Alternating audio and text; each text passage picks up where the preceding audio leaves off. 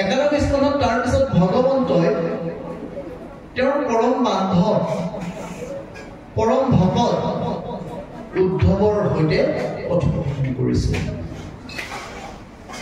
যেতিয়া উদ্ধৱে ভগৱন্তৰ উদ্দেশ্যৰ কথা বুজি পালে তেতিয়া ভগৱন্তক অন্তঃপুৰত তেওঁ সাক্ষাৎ কৰিছেগৈ। সাক্ষাৎ কৰি ভগৱন্তক তেওঁ কাকুতি মিনতি কৰিছে যে প্ৰভু মই বুজি পালো তুমি এই ধৰাধাম ত্যাগ কৰি বৈকুণ্ঠলৈ গতি কৰিবৰ কাৰণে প্ৰস্তুতি চলাইছা আৰু সেইকাৰণে তুমি তোমাৰ বংশ ধ্বংস হোৱাৰো প্ৰস্তুতি সম্পূৰ্ণ কৰি পেলালা।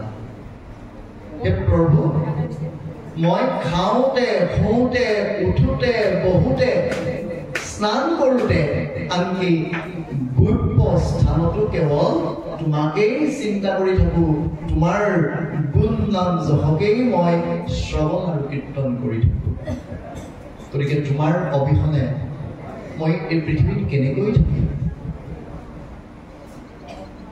তোমাৰ লগতে মোকো লৈ যোৱা। এই বুলি উদ্ধৱ ভকতে প্ৰভু ভগৱন্তৰ চৰণত ধৰি কাকুতি কাৰ্পণ্য কৰিছে। আৰু কালি যেতিয়া নিশা এই পাঠভাগী হৈছে, আপোনালোকে যদি পাঠভাগী ভালকৈ শুনিছে, আমাৰ যিজন পাঠকে পাঠভাগ কৰিছিলে তেওঁ বোকাকুল হৈ পৰিছে, সুস্থিৰে তেওঁ পাঠভাগী কৰিব পৰা নাই। অত্যন্ত দুখৰ কথা এইখিনি। ভগৱন্তই যেতিয়া ভকতক ত্যাগ কৰি লয় তেতিয়া ভকতৰ অৱস্থাটো কি হ'ব পাৰে? পাঠত সেই পৰিৱেশটো খুব সুন্দৰকৈ প্ৰকাশ কৰিছে। তেতিয়া ভগৱন্তই উদ্ধৱক বুজাইছে যে হে উদ্ধৱ, তুমি মোৰ পৰম ভকত, তুমি মোৰ বান্ধৱ, তোমাক এৰি মোৰো যাবলৈ ইচ্ছা হোৱা নাই, কিন্তু মই যাবই লাগিব, এইটো সময়ৰ আহ্বান। কিন্তু মোৰ লগত মই তোমাক লৈ যাব নোৱাৰো, কাৰণ মই যোৱাৰ লগে লগে ইয়াত কলিৰ প্ৰাদুৰ্ভাৱ ঘটিব আৰু কলিৰ প্ৰভাৱত এই পৃথিৱীখনত ধৰ্ম বুলিবলৈ একো নাথাকিব।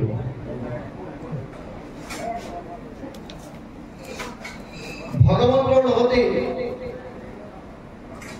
সত্য ধৃতি আদি গুণবোৰ গুচি যাব, আৰু যদি ভকতো গুচি যায় তেতিয়াহ'লে পৃথিৱীত কেৱল অধৰ্মহে থাকিব। সেইকাৰণে ভগৱন্তৰ উদ্ধৱক বুজনি দিলে, বুজনি দি কৈছে যে তুমি এই ঠাইত নাথাকিবা, অৰ্থাৎ দ্বাৰকাত নাথাকিবা, কাৰণ মই বৈকুণ্ঠলৈ যোৱাৰ 7 দিনৰ ভিতৰতে সাগৰৰ জলে দ্বাৰকা ঘূৰাই পেলাব। তুমি বদৰিক আশ্ৰমলৈ যোৱা আৰু পৃথিৱী তুমি প্ৰদক্ষিণ কৰা। কি কৰিবা? মোৰ যি গুণ যশ লীলা চৰিত্ৰ, মোৰ যি ধৰ্ম, প্ৰভু ভগৱন্তৰ ধৰ্ম কি? ভাগৱত ধৰ্ম। ভাগৱত ধৰ্ম মানে কি? নাম ধৰ্ম। গতিকে এই নাম ধৰ্ম তুমি গোটেই পৃথিৱীতে প্ৰচাৰ কৰি ফুৰা, তেতিয়াহে পৃথিৱীত ধৰ্ম থাকিব, নহ'লে পৃথিৱীত ধৰ্ম নাথাকিব। আৰু এই কথাখিনি কৈ প্ৰভু ভগৱন্তই তেওঁৰ পৰম বান্ধৱ একান্ত ভকত উদ্ধৱক ভক্তিৰ ৰহস্যৰ কথা প্ৰকাশ কৰিছে। ভক্তিৰ ৰহস্যৰ কথা প্ৰকাশ কৰিবলৈ যাওঁতে প্ৰথমে ভগৱন্তই কৈছে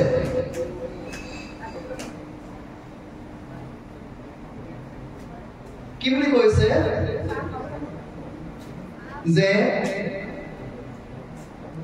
জ্ঞান, কৰ্ম,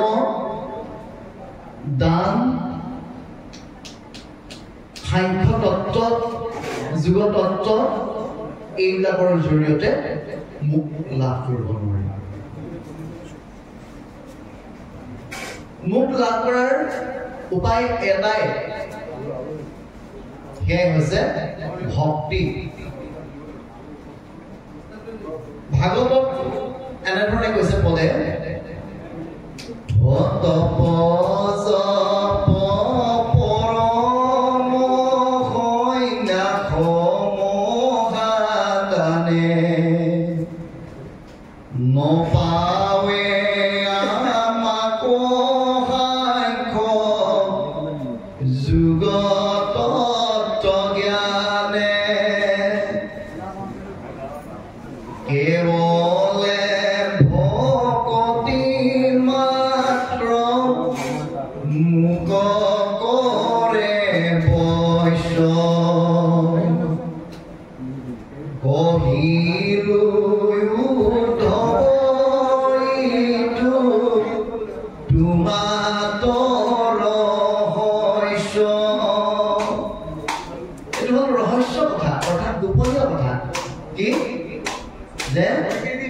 ভগৱন্তক কেৱল ভকতিয়েহে বৈশ্য কৰিব পাৰে অৰ্থাৎ ভক্তিৰ মাধ্যমেদিহে প্ৰভু ভগৱন্তক লাভ কৰিব পাৰে সেইকাৰণে আমি ভক্তি সম্পৰ্কে থুলমূলকৈ আলোচনা কৰিম সময়ো হৈছে 10 বাজিবলৈ 10 মিনিট আছে 10:30 বজাত পান ভাত সামৰা হ'ব সেইকাৰণে আমি যিমান পাৰোঁ ইমান সংক্ষিপ্তভাৱে ভক্তি সম্পৰ্কে ভক্তি শব্দটো আমি যদি ব্যাকৰণগতভাৱে বিশ্লেষণ কৰি চাওঁ তাত আমি দুটা বস্তু পাওঁ এটা হ'ল ধাতু আৰু আনটো হ'ল প্ৰত্যয় ভক্তি ভজ যোগ তিন ভজ হৈছে ধাতু আৰু তিন হৈছে প্ৰত্যয় সৎসংগী জীৱন গ্ৰন্থ নামৰ এভাগী গ্ৰন্থত ভক্তি সম্পৰ্কে এনেধৰণে কৈছে ভজ ধাতুস্থ সেৱাৰ্থ প্ৰেমাত্ৰিন প্ৰত্যয়স্য স্নেহেন ভগৱত সেৱা ভক্তি ঋতুষ্যতে বুধৈ ভজ ধাতুস্থ ভজ ধাতু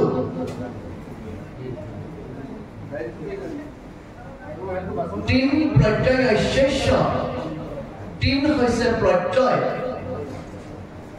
স্নেহেন ভগৱত সেৱা ভক্তি ঋতুষ্যতে বুধৈ স্নেহ অথবা প্ৰেমেৰে ভগৱত সেৱা কৰাকে ভক্তি বুলি কোৱা হয়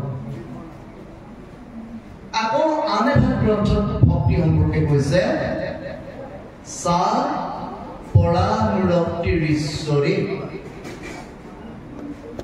অৰ্থাৎ ভজনীয় দেৱতাৰ প্ৰতি থকা পৰম প্ৰেমী বা ভাল পোৱা বা অনুৰক্তি হৈছে ভক্তি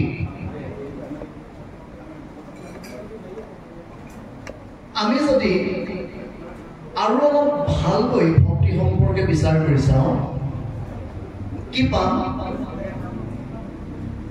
ভগৱন্তৰ স্বৰূপ উপলব্ধি কৰি আমি তেওঁৰ স্বৰূপ উপলব্ধি কৰিব পাৰিব লাগিব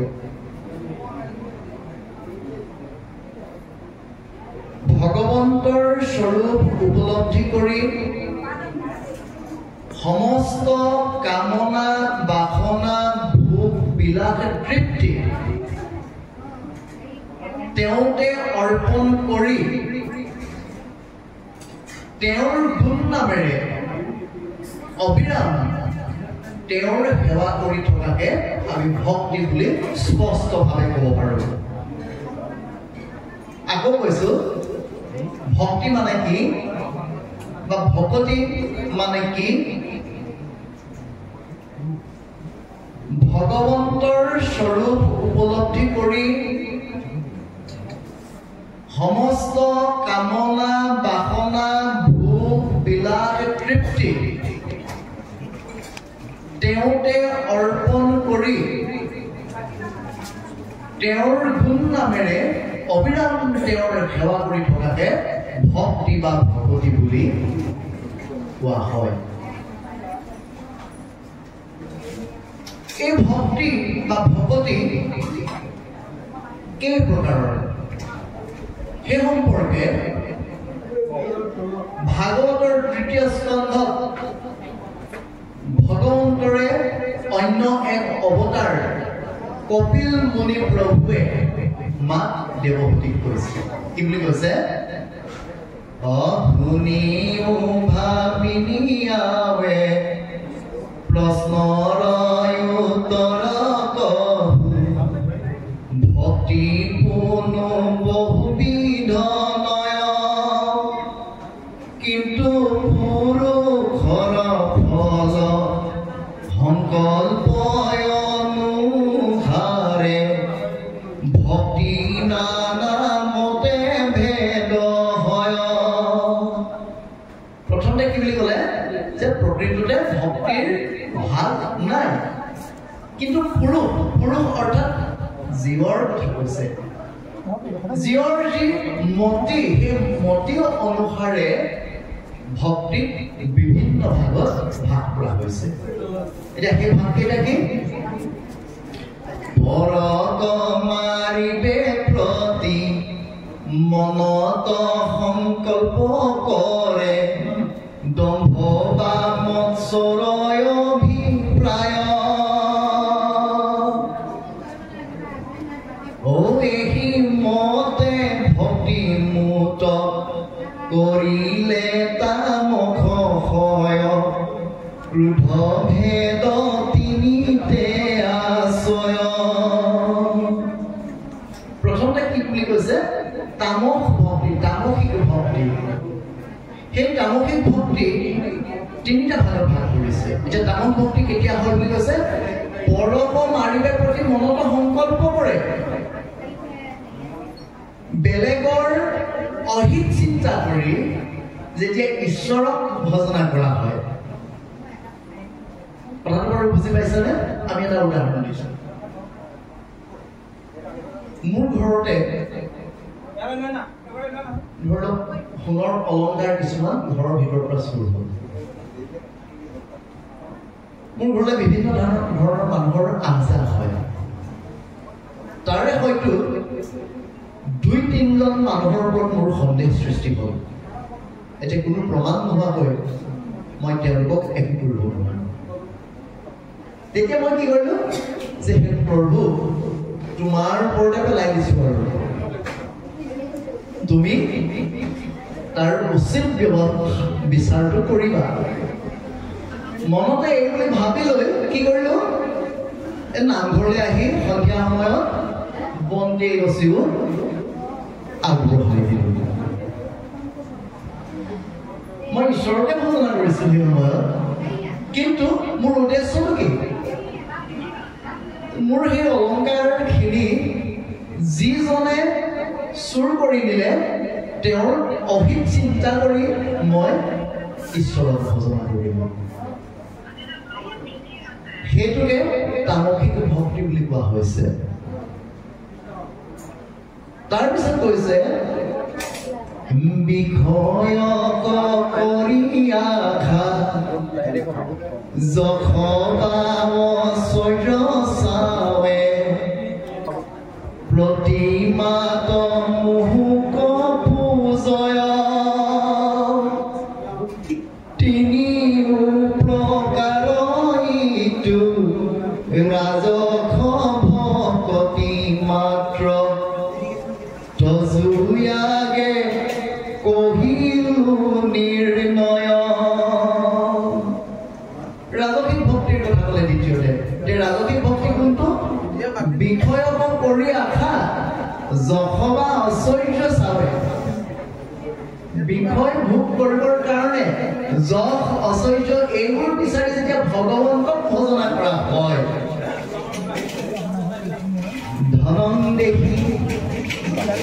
বিদ্যাং দেহি মনোত পত্নী দেহি কেৱল লাগে ভগৱন্তৰ পৰা কেৱল আমি বিচাৰি থাকো তেতিয়া সেই ভক্তি কোৱা হৈছে ৰাজসিক ভক্তি তৃতীয়তে ক'লে সাত্বিক ভক্তি ও পাপ মূৰ হক নাশ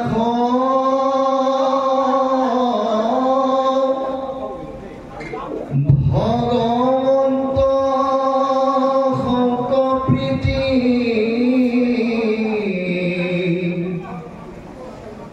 নহি অৱশ্যে বিধি মানি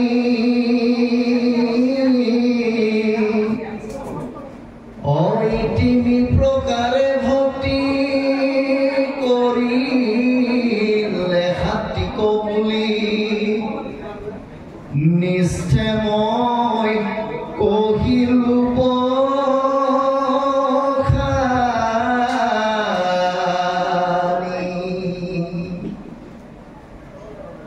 যে মোৰ পাপ নাইকিয়া হওক পাপমূৰ হওক নাশ ভগৱন্ত হওক প্ৰীতি ভগৱন্ত সন্তুষ্ট হওক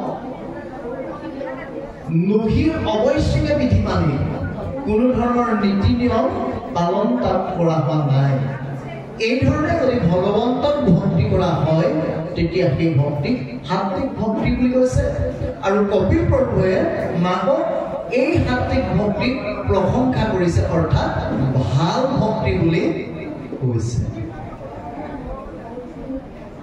এই ধৰণে ভক্তি বাঢ়ি বাঢ়ি ভক্তি গৈ একাধিবিধ হৈছে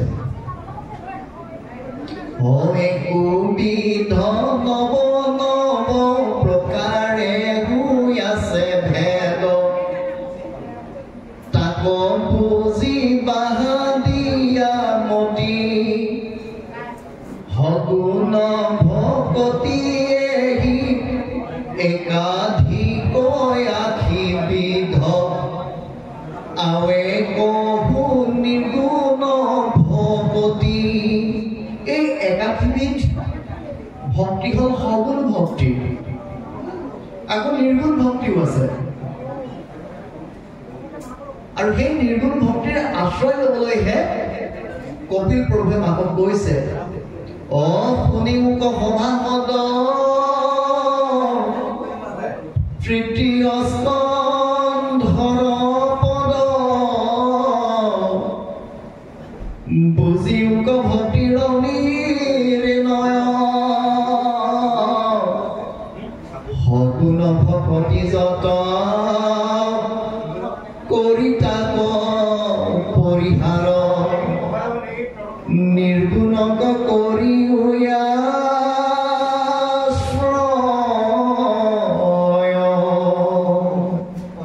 এই যিমানবিধ সগুণ ভক্তিৰ কথা ক'লে একাধিবিধ সেই সগুণ ভক্তি পৰিহাৰ কৰি নিৰ্গুণ ভক্তিকহে আশ্ৰয় কৰিবৰ কাৰণে কপিল প্ৰভুৱে কৰে এতিয়া কি নিৰ্গুণ ভক্তি নেকি যদি আমি নিৰ্গুণ ভক্তিৰ সম্পৰ্কে নাজানো তেতিয়াতো আমি নিৰ্গুণ ভক্তিৰ আশ্ৰয় ল'ব পাৰিম সেইকাৰণে আমি নিৰ্গুণ ভক্তিৰ বিষয়ে জানিব লাগিব সেই নিৰ্গুণ ভক্তিৰ কথাও কপিল প্ৰভুৱে মাক দেৱহতীক কৈছে কি বুলি কৈছে সম্পদতি কপিল হৰি শুনাব সাহতি একবিধ মাত্ৰ ফুনো নিৰ্গুণ ভকতি সগুণ ভক্তি যিদৰে বিভিন্ন ভাগত ভাগ হৈছে নিৰ্গুণ ভক্তি কিন্তু কোনো ভাগত ভাগ হোৱা নাই মাত্ৰ এবিধেই নিৰ্গুণ ভক্তি সেই নিৰ্গুণ ভক্তিনো কি জ্ঞানে কৰ্মে তিথে ব্ৰতে নকৰিও মন সুদৃঢ়